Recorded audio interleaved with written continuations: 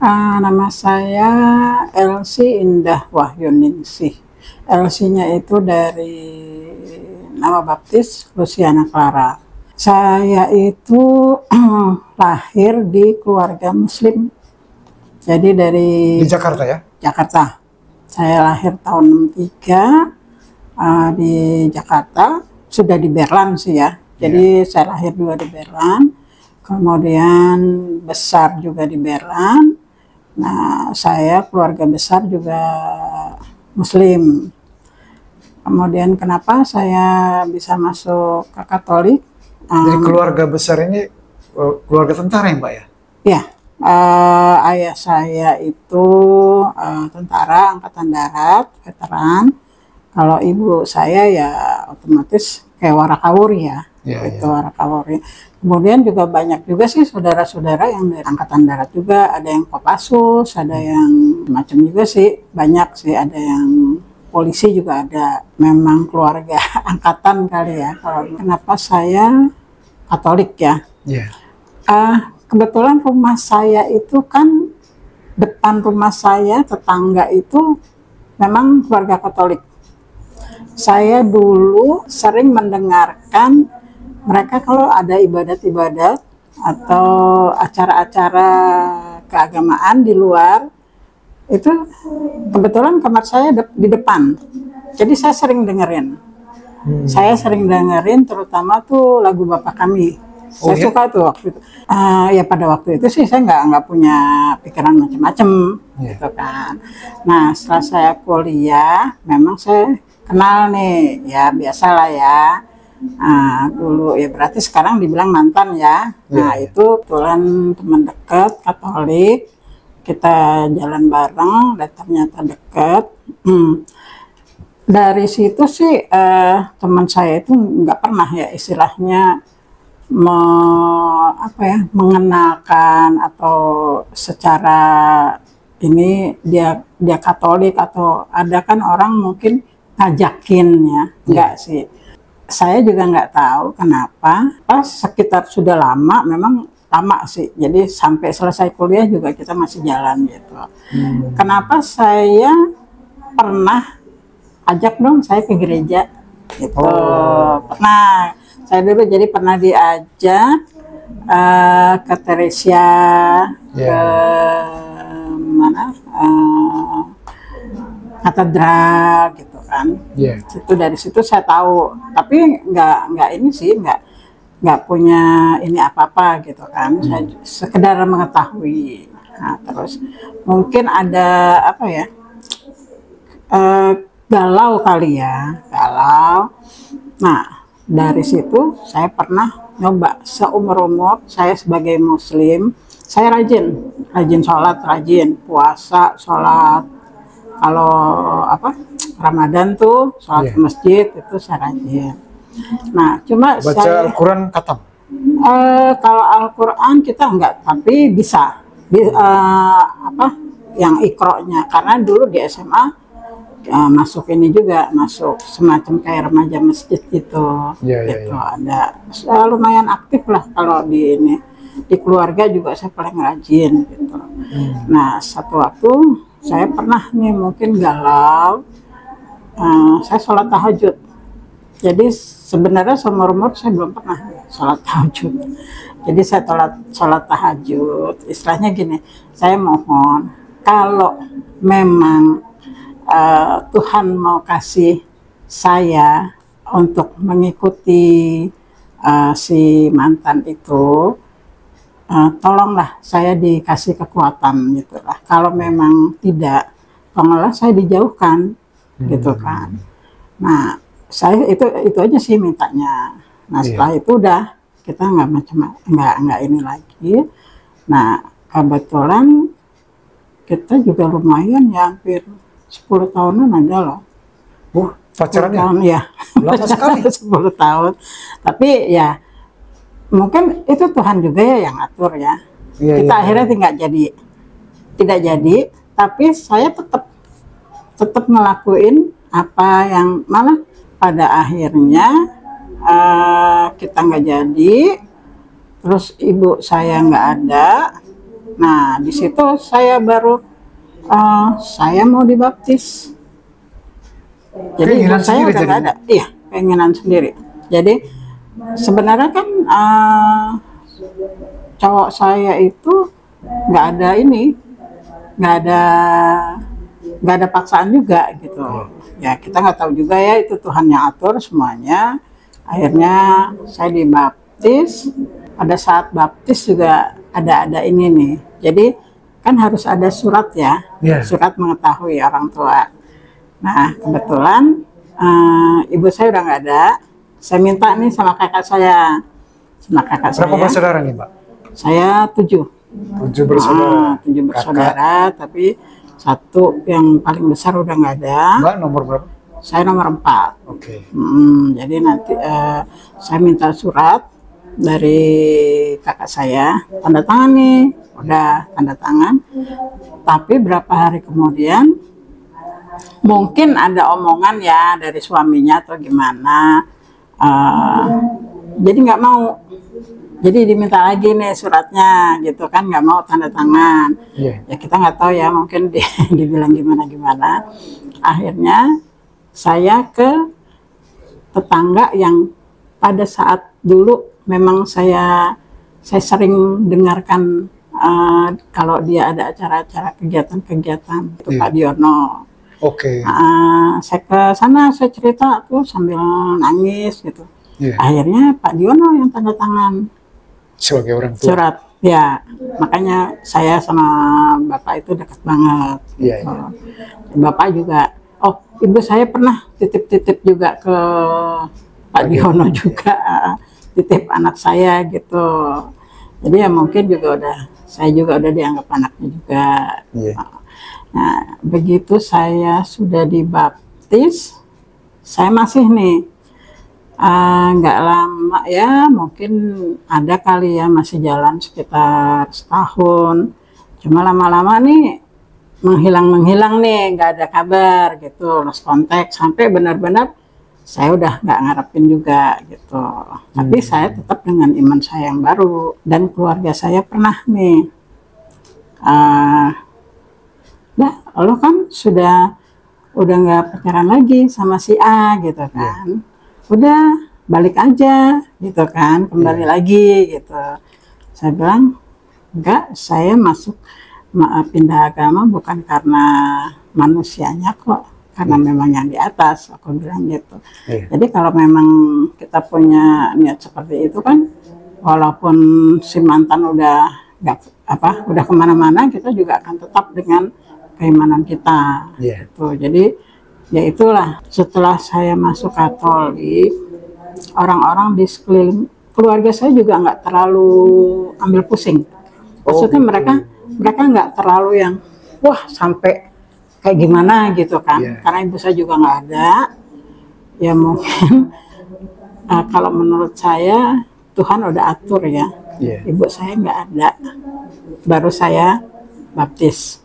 Karena mungkin kalau ibu saya ada, saya baptis, mungkin saya nggak tahu juga ya, namanya orang tua kan, siapa sih yang mau anaknya berpindah haluan gitu kan. Ya udah, akhirnya nah kalau kakak saya itu, mereka berpikir gini, kamu sudah ini di sini gitu, yang penting dijalanin, jangan setengah-setengah, karena kamu dulu itu paling rajin di keluarga untuk sholat segala macam. Sekarang kalau kamu memang pindah haluan, itu harus dijalanin benar-benar, jangan dibuat main-main. Oh ya, aku bilang gitu ya. Puji Tuhan, mungkin ada aja ya yang nonton saya. Jadi seperti begitu saya di Katolik, begitu saya ikut kegiatan lingkungan.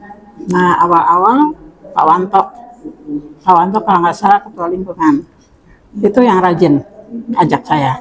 Setiap ibadat saya diajak, sampai akhirnya saya dijadikan sekretaris lingkungan. Nah itu mulai diajak ke paroki. Jadi kalau ada rapat-rapat ikut. Dari situ akhirnya sekretaris, kemudian jadi SSL, akhirnya seksi sosial lingkungan, akhirnya ketua lingkungan 2 periode, kemudian Korwil 2 periode. Itu yang buat saya ya semuanya Tuhan lah yang atur. Nggak mungkin kalau saya sendiri yang berbuat. Dan campur tangan Tuhan dengan tangan-tangan orang-orang seperti Pak Diono, Pak Wanto. Makanya itu yang buat saya berpengaruh. Ya, pengaruh buat saya itu mereka berdua itu. Kemudian juga ya teman-teman juga kan istilahnya juga ya saya itu benar-benar belajar. Jadi saya dari nol tidak tahu apa-apa, tidak bisa banyak bicara. Sampai saat ini saya sudah Korwil 2 periode, Kaling 2 periode, dan kebetulan sekarang jadi ketua RT. Ya itu mungkin semuanya sih kalau bukan campur tangan Tuhan nggak mungkin buat saya. Dan itu berjalan mulus gitu loh. Kayak saya bisa jadi Katolik gitu kan. Kalau orang lain mungkin itu sesuatu yang nggak mungkin deh.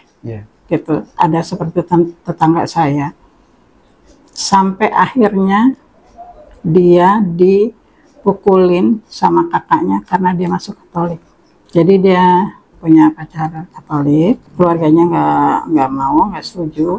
Sampai dia lari ke, dulu ada bapaknya Novi, Pak Tris, dia lari ke situ.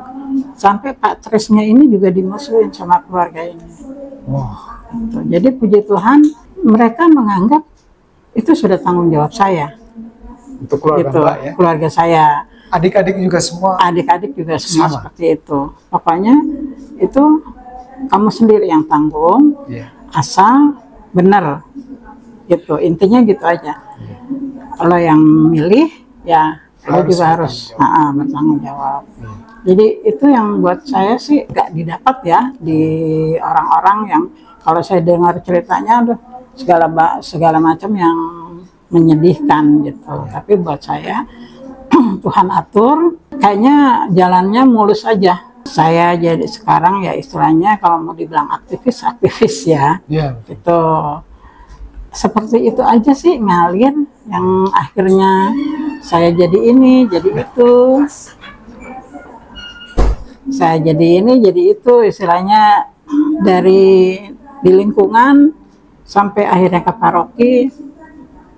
Itu yang buat saya nggak bisa jauh lah ya dari Tuhan. Jadi walaupun terus terang sih sebagai manusiawi juga nggak mulus-mulus amat. Kita ke gereja juga kadang-kadang juga ada yang ininya gitu kan, ada yang nggak selalu gitu, tapi tetap saya mengandalkan Tuhan Yesus.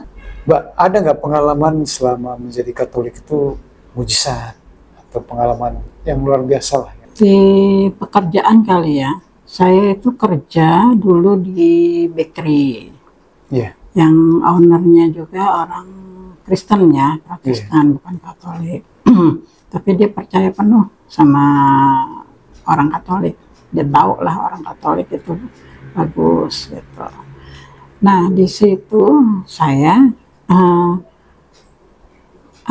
kalau di kantor jam-jam 12 itu kan ada doa Angelus. Nah di situ kan saya sering tuh pasang alarm di situ kan Angelus. Terus kalau Jumper saya pasti keluar, dekat situ ada gereja yang di mana Kemanggisan. Nah itu selalu, jadi bos saya lihat gitu, kamu rajin amat, saya bilang ya karena itu pegangan saya bilang di situ.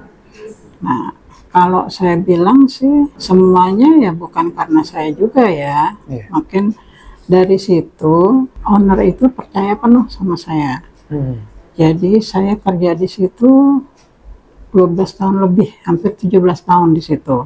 Yeah. Jadi selama kurang lebih 13 tahun itu ownernya tidak pernah ikut campur di perusahaan itu. Jadi semua full saya.